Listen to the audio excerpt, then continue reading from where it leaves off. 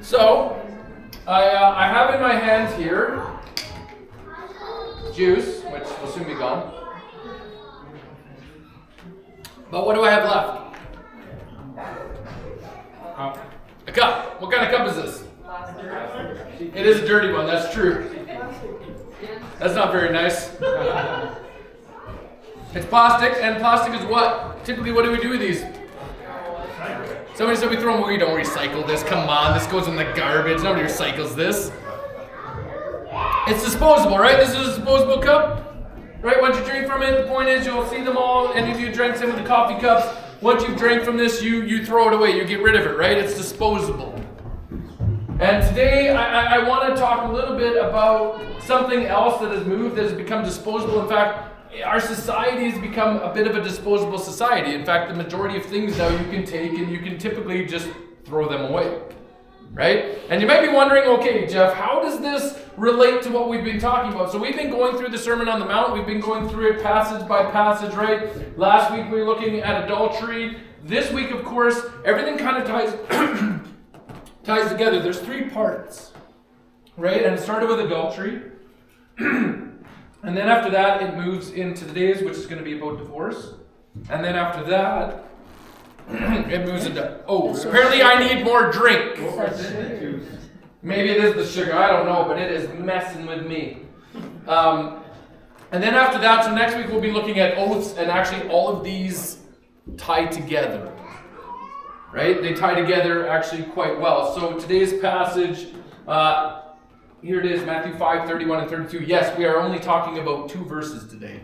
But these 2 verses will reflect the before that we already looked at and the after, which we're going to be looking at next week. And we'll talk a little bit about that as well. But Matthew 5, 31 and 32. Jesus is going to continue. Remember, he talked about adultery. And then he moves into this right after that. He says this. It was also said... Right? And remember, he keeps saying this. So these are things that we find in the Old Testament. These are things that were part of the law of Moses. These are things that have been said before. And Jesus reiterates them. But Jesus doesn't just reiterate them. He takes it to a new depth. And he looks at the heart. And it says this. It was also said, whoever divorces his wife, let him give her a certificate of divorce. So pretty simple, right? You divorce somebody, you give them a certificate of divorce. It's all good. But I say to you that everyone who divorces his wife, except on the ground of sexual immorality, makes her commit adultery, and whoever marries a divorced woman commits adultery. Wow, I don't know why they couldn't put that on the same slide. That's weird, right? Emphasizing. Usually it's on the same one. But here's the interesting thing. Jesus isn't just merely adjusting a rule. Right? Because when you go back all the way into the Old Testament, there was grounds for divorce, and we're going to get into that a little bit here, but he's piercing through an entire culture that reduced marriage to paperwork. And it's very similar today, is that, and this is my whole idea of like the disposable cup and disposable, all sorts of things. In fact, it's even disposable relationship, and what does covenant faithfulness then look like in a disposable age? Because really, all it was is paperwork, right? You've heard that it said, right? You give them just the certificate of divorce. But Jesus, he goes a little bit further than that. He says, but I say to you that anyone who divorces his wife, except for on the grounds of sexual immorality, makes her commit adultery, and whoever marries a divorced woman commits adultery. He takes it a step further. And you may be wondering, okay, where is Jesus going with this? Because in the ancient world, men could divorce their wife for almost any reason at all. Let's have a look at that. Okay, Deuteronomy 24:1. When a man takes a wife and marries her, if then she finds no favor in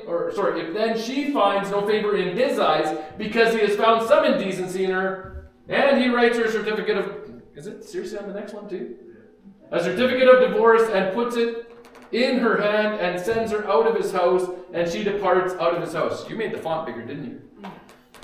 That's okay. I have troubles reading too. My eyes aren't great. So here's the thing. Let's go back. If then she finds no favor in his eyes because he has found some indecency in her. So really, he could find anything he wanted to be like, you know what? No, I don't think this is working anymore. It's not me, it's you. Right? That's what it would be. That would solely be what this is, and that it could be basically whatever he wants, and then he could just write the paper, say, okay, away with you, woman, and on we go. Right? That's what it looks like. And this was the practice. But Jesus, he debates this. He said, hey, there needs to actually be serious sin in order to have grounds for divorce. And even then, he's like, that's not the ideal. That's not what we're looking for when we look at covenant faithfulness. But that's been permitted because we've seen already throughout all of this that we have hard hearts.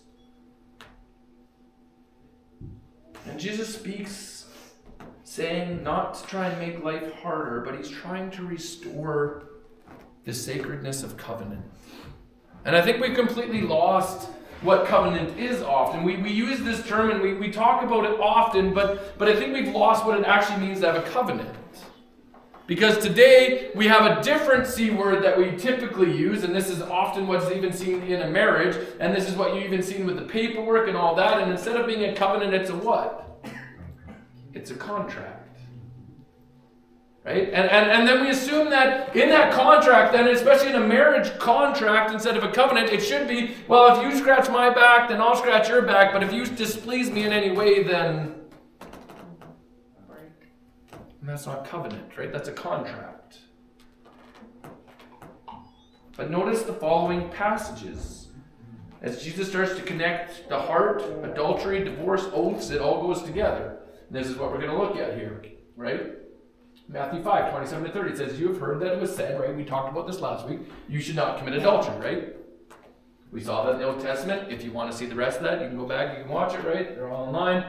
But I say to you that everyone who looks at a woman with lustful intent has already committed adultery with her, right? In his heart, right? So Jesus, he lays it out and say, hey, like, this goes beyond just like the action. This is like the thought and the process that goes behind it. And he says, if your right eye causes you to sin, tear it out and throw it away, for it is better than you to lose one of your members than that your whole body be thrown into hell, right?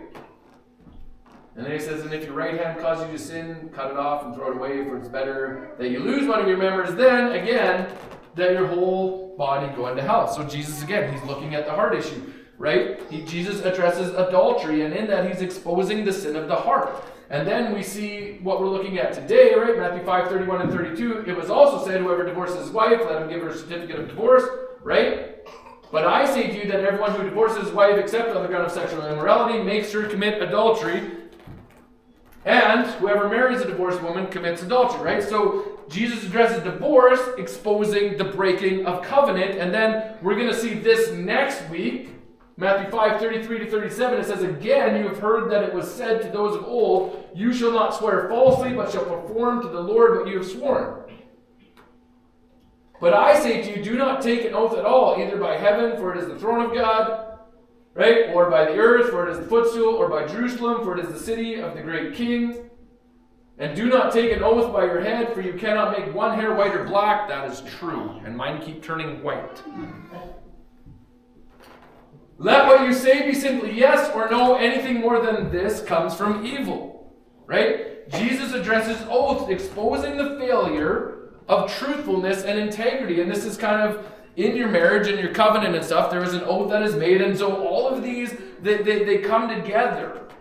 Jesus is showing a progression that it starts with this disordered desire that we looked at last week, that your desire is actually for more than your spouse, and you start thinking about that, and as you think about that, eventually those thoughts become action and your heart has changed, and you move in that direction, and then it moves into broken covenant, that you've made a covenant with that spouse, and that covenant gets broken, and sometimes it is on the ground of adultery, but sometimes, as you can see, it's on all sorts of different grounds.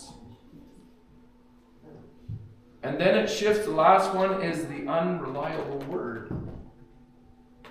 And you ever had a friend like this that's like, they're tough to be friends with, but their word is just unreliable? Right? They say something, or they say they're going to do something, or they say, whatever it may be, and then there's no follow through. You can't trust what they say. And broken covenant leads to that as well. Divorce in this context is not merely a legal act. It is the fruit of something deeper, a heart level unfaithfulness. And we might look at this, and we're going to get to the part again. My goal today is not to pick on divorced people. I want you to know that right up front.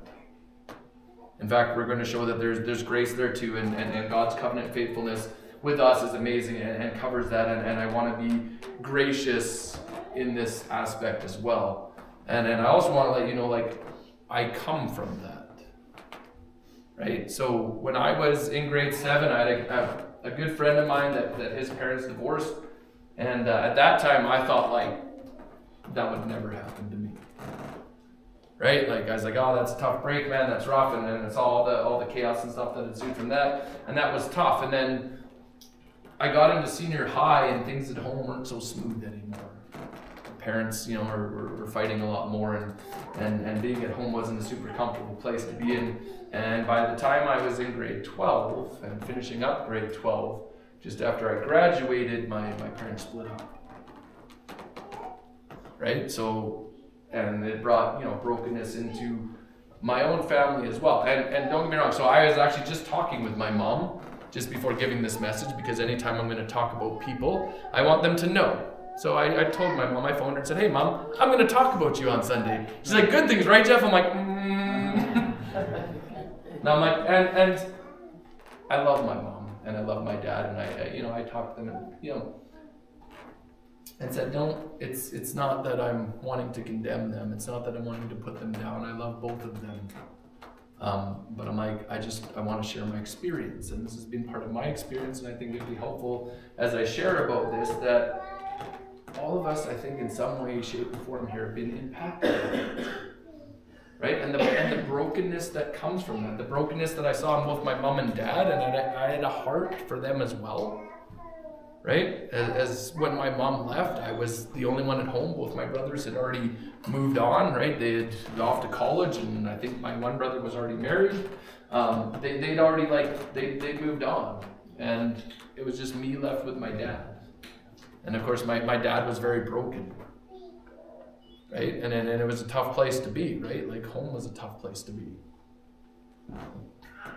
And that's just, that's part of the experience that, there's this deeper heart level that's happening here. And the theology of marriage needs to be that it's a covenant, not a contract. And God's covenant with us is that He chooses to love us no matter what. And this is such a difficult covenant for us to keep within our own context.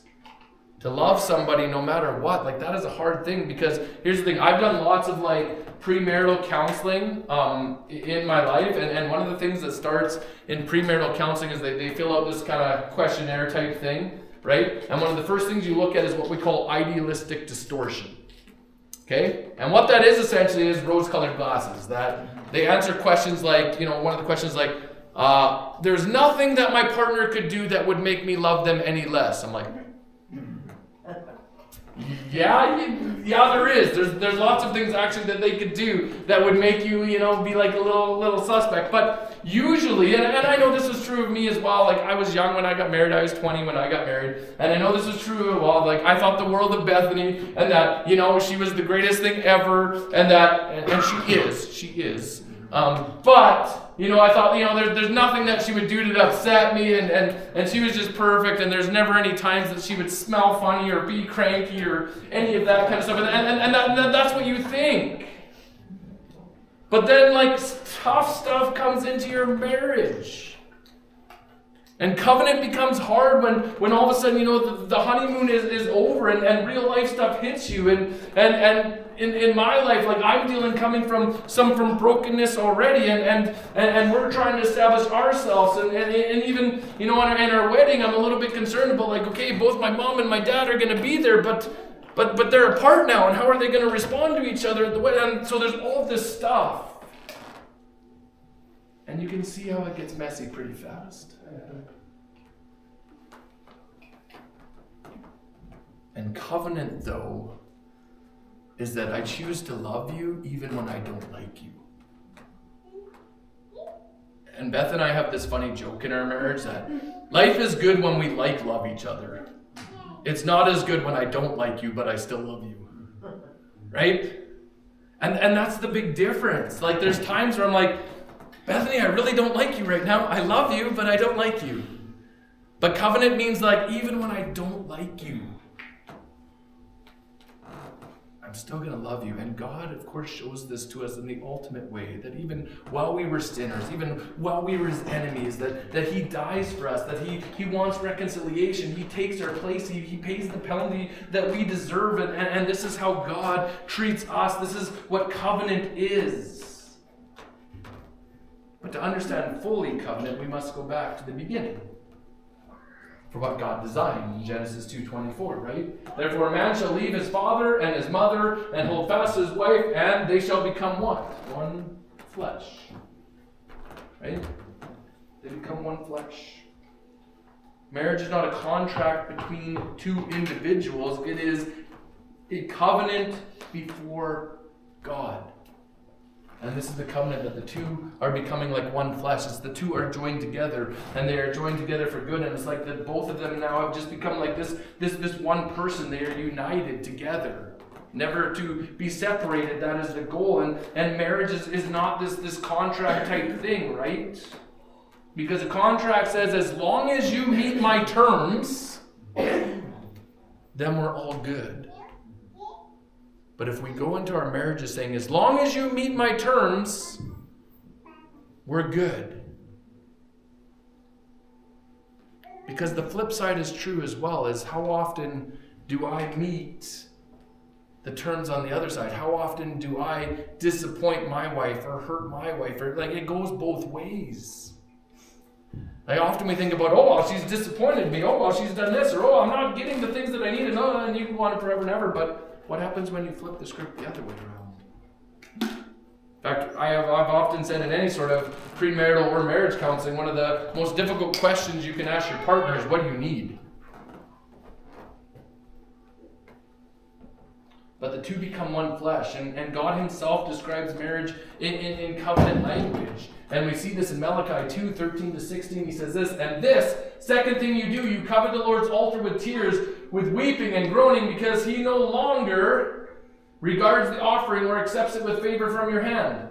Well, here we go. But you say, why does he not? Because the Lord was witness between you and the wife of your youth, to whom you have been faithless, though she is your companion and your wife by covenant. Did he not make them one with a portion of the Spirit in their union? And what was the one God seeking? Godly offspring. So guard yourselves in your spirit, and let none of you be faithless to the wife of your youth.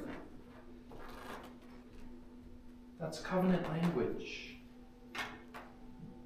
That's faithful throughout all time. So, and this one, like, it hits me pretty hard. Like I said, I was married when I was 20. My wife was 19. We were definitely young.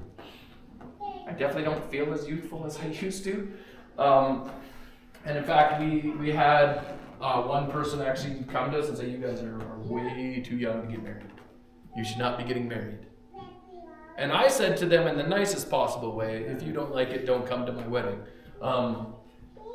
They still came in the end, but you know. But the point of the matter is like, it makes me think, like, it's been it'll be 22 years in next weekend. Long weekend, 15.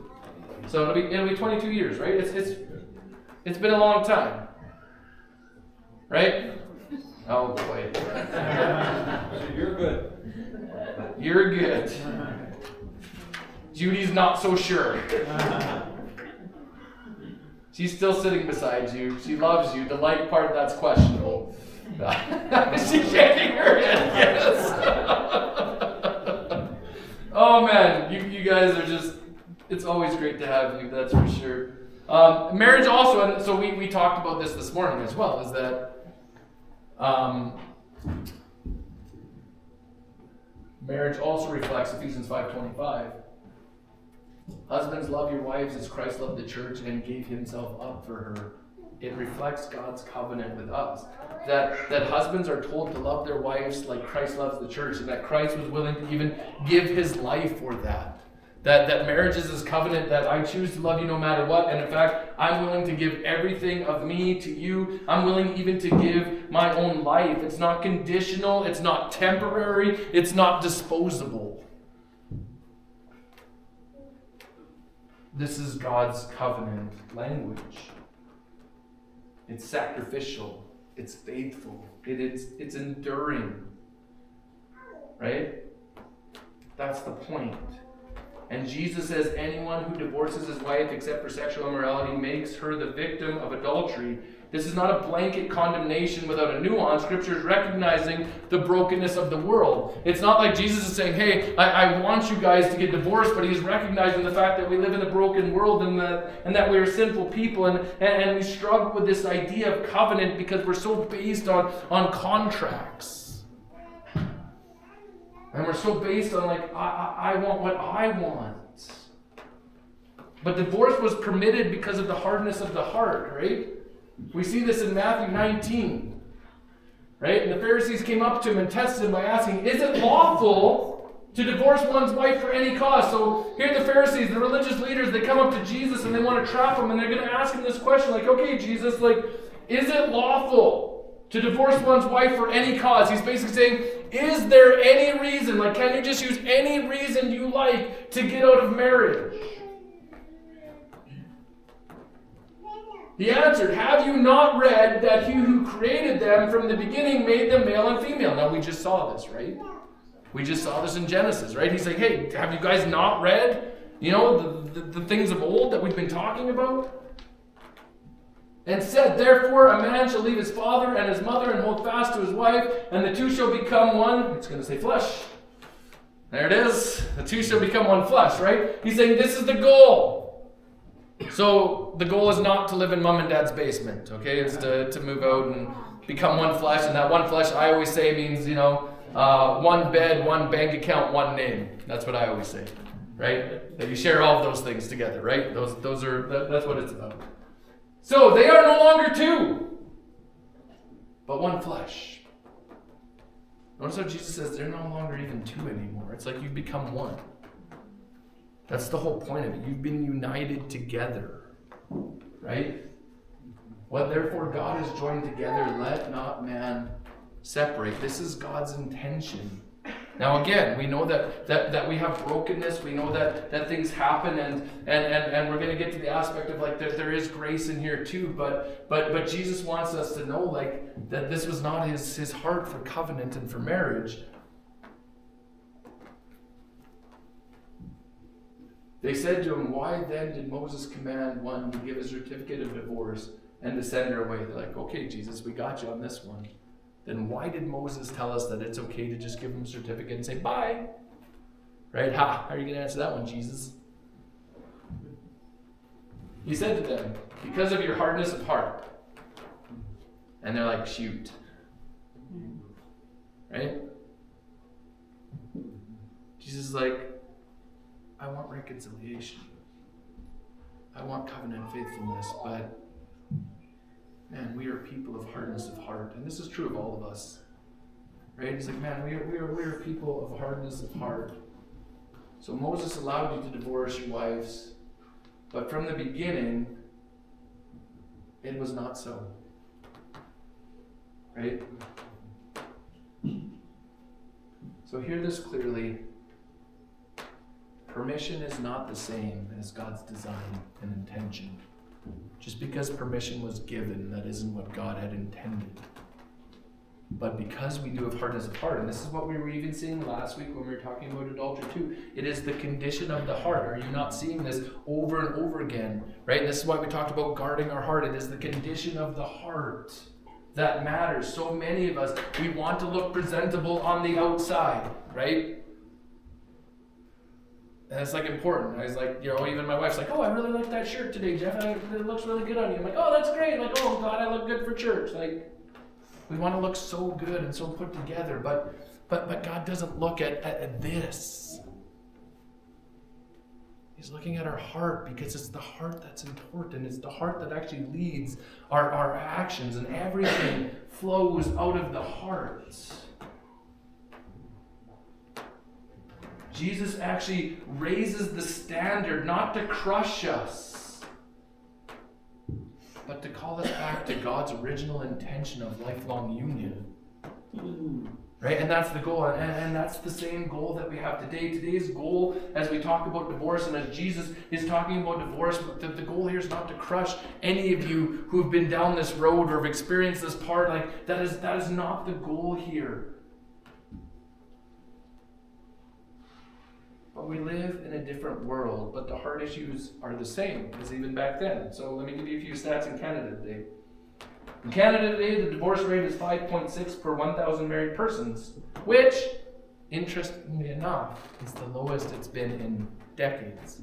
Which, hold on, you're thinking that's a good thing, but just wait. Okay? Roughly 38 to 40% of marriages still end in divorce over time. Now here's the thing, that used to be closer to 50%. So again, that has come down over the last 20 years. Again, you're probably thinking this is good news, but here's the problem. Fewer people are marrying at all. Most people are choosing common law. Most people are choosing just not to get married. And here's where things get problematic in this, is that now we're just choosing that, you know what, I don't even really want the contract. In fact, I want such an easy out that it's easier, we'll just, we'll hang out together as long as that's convenient. But as soon as it doesn't become convenient, then peace. And I don't even really need to give you anything. I just peace out. And so these stats, they look good, and all the stats people are, oh man, that marriages, they must be going and improving. Like, we're down to 38 to 40%. Like, things are really changing. No, the problem is people aren't getting married anymore. That covenant is just like, see ya.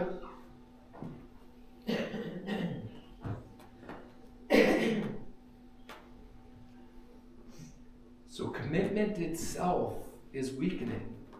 And you're starting to see this, in fact, in numerous things. And we're not just talking about marriage, but in life in general, commitment to things. Like, people just don't seem to want to be committed to things. And then when it comes to marriage, we wonder why it's still such a thing when we just live in this world. It's a disposable age.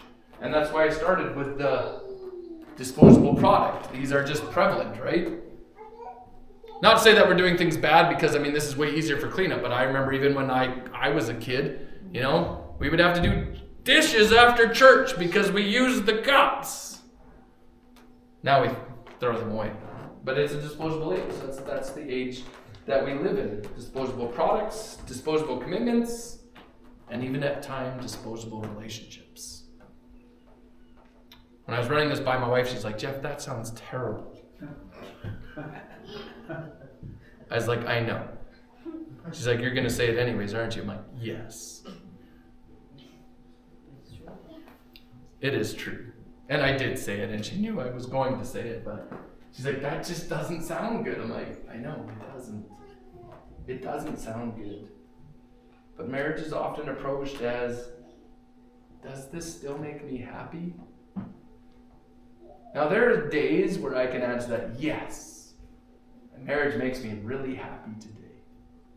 But if you ask me on some other days, you might get a different response. Now, of course, today in front of you, I have to say it makes me happy, right? I would look really bad if I said otherwise. But isn't this part of the problem? Right? Isn't this part of the problem? And that's part of this issue, is like, oh, well, if it doesn't make me happy, and you even saw this way back then, if it doesn't make me happy, then here you go, see you later, right? And yet, we so often think that God is so concerned about our happiness, when really He's a lot more concerned with our holiness. And I think that's the problem. My marriage isn't about whether it always makes me happy, because sometimes it's not going to make me happy, and sometimes things that make me happy aren't good. The bigger picture is my marriage a sign of God's holiness? And is my marriage itself holy? Right? That's the question that's being put in front. Am I being faithful in what I vowed before God? And this is why we do vows at weddings. Some people think like, oh, the vows are kind of just a silly thing we do. No, the vows are important. Like you are vowing to be with that person in thickness and thin and good and bad and all the difficult things that can happen in life. Like you were saying, I'm going to choose to be with you. Like that is covenant faithfulness that we're striving for. But the real issue, of course, in all of this is our heart. And the thing is, if you just think, well, I'm going to be better, I'm going to try harder. No, it's only God that can change your heart. And so often we just think, well, if I just went to more, and we just did marriage enrichment stuff, which it's all good, like, and that helps your marriage and stuff, and we had great conversations and good fellowship, but like, if you think that if you just try harder and go to all the things and that's what's going to establish your marriage and make your marriage good, no, it's not.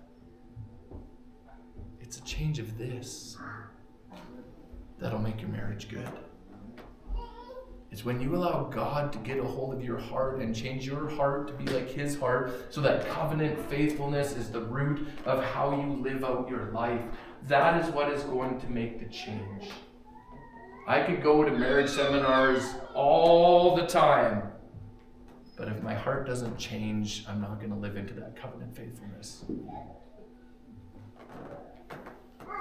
And that's the purpose. This is what Jesus is looking at. He's looking at the real issue, which is our hearts and hardened hearts. And that's what you saw here in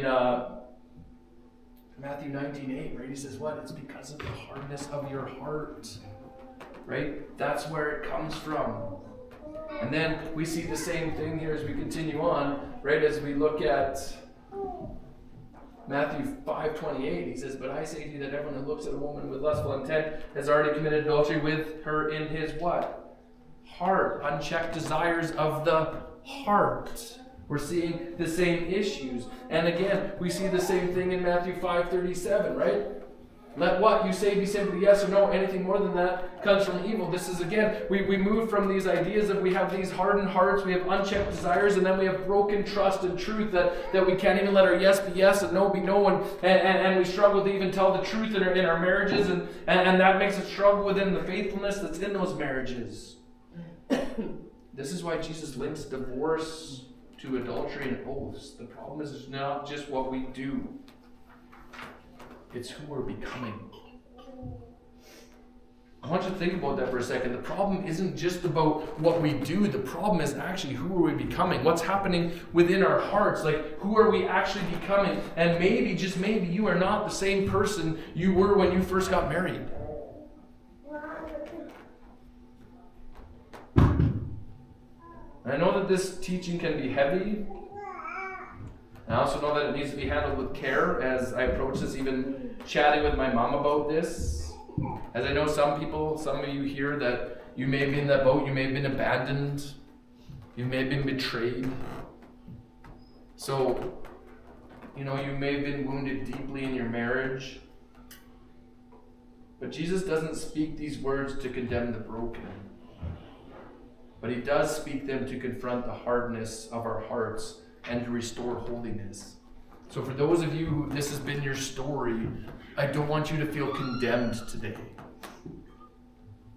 That is not the idea. That is not the intent. But the more clear thing that we're looking at is that Jesus is speaking to our hardness of our hearts, and he wants to restore holiness. In fact, we see in Psalm 34:18 that the Lord is near to the brokenhearted and saves the crushed in spirit. And some of you, this may have happened in your marriage, and this may be where you're sitting at right now. And some of you, you may not be divorced, but you may be on the verge of it. In fact, sometimes you'd be surprised where people actually are.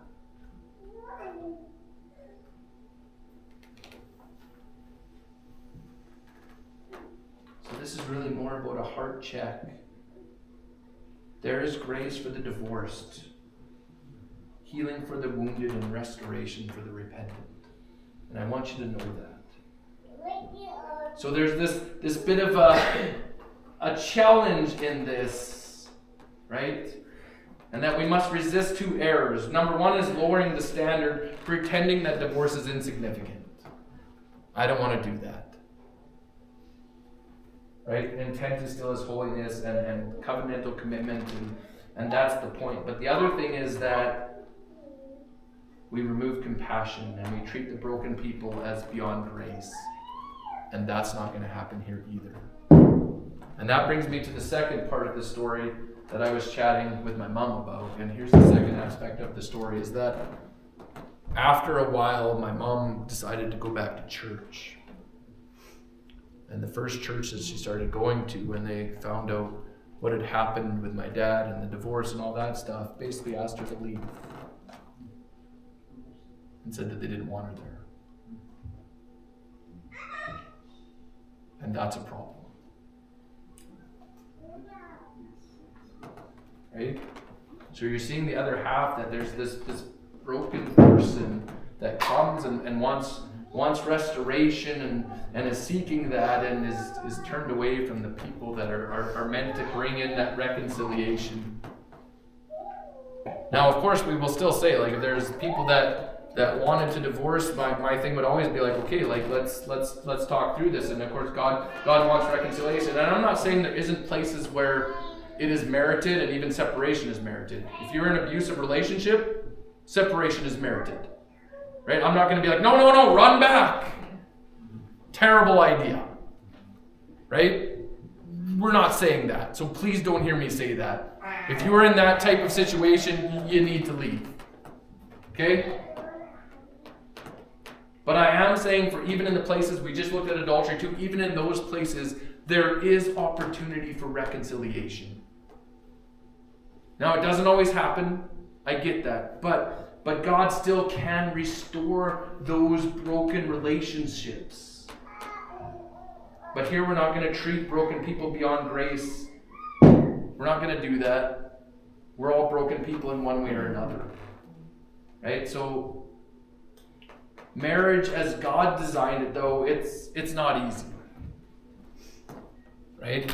Marriage is not easy. In fact, any sort of covenantal type commitment is not an easy thing, because when people let you down, all of a sudden you're like, oh, do I really still want to be part of this? But that's the thing, though. It makes us daily die to ourselves, which is what Jesus calls us to do. Right? It makes us less selfish people, where we're going to serve the person that we're with. And it's a lifelong act of forgiveness. How many times have I had to forgive my spouse, and how many times have I had to ask for forgiveness? It's this lifelong idea of repentance and asking for forgiveness and granting forgiveness, which is interesting because that reflects God as well, and Him granting forgiveness to us and accepting us as we repent to Him. Like, this is an amazing thing. It's a living picture of God's love as well. In fact, one of the greatest things that my wife ever did for me in our entire 22 years of marriage happened maybe 5 or 6 years ago. Okay? I just came from serving in a church for a while. I was feeling a little bit broken myself. I was kind of mad at God, kind of mad at the way that I've lived life, and was kind of questioning, like, what did I want to do? And it got to the point where I had lots of questions. I was wrestling with God. I was having all sorts of conversations. My wife and I were having late night conversations. And the one night I just said, I'm like, I don't even know if I want this anymore. And I could tell, like, she was already like, this is not good conversation. And I was like, so what would you do if I said to you that I am done following Jesus? Would you still want to stay with me? That is the question. This is covenantal love being challenged, right? And my wife, in tears, looked at me and said, Jeff, I will love you no matter what. And that completely changed the way that I looked at God. Because my wife loved me in that moment the way that God loves me. And that is a huge and significant thing now for me, is because she at that moment showed me the love of Jesus, that even though she was concerned about what this is going to look like and how is that going to happen and how are we going to get through this and how are we going to raise our kids and how am I going to live with you when you're thinking about different things and maybe not following the same thing that I am, how are we going to make this happen? She still says, I'm going to love you. That's covenant faithfulness. I haven't really shared this story with people, so this is like fresh. Because usually I don't like to, share stories about my brokenness or stories about the fact that I was on the verge of not even wanting to be in faith, which shows again God's amazing grace that I'm here as a pastor now. So when you talk about brokenness and our heart issues and stuff, I know this well because I've lived it.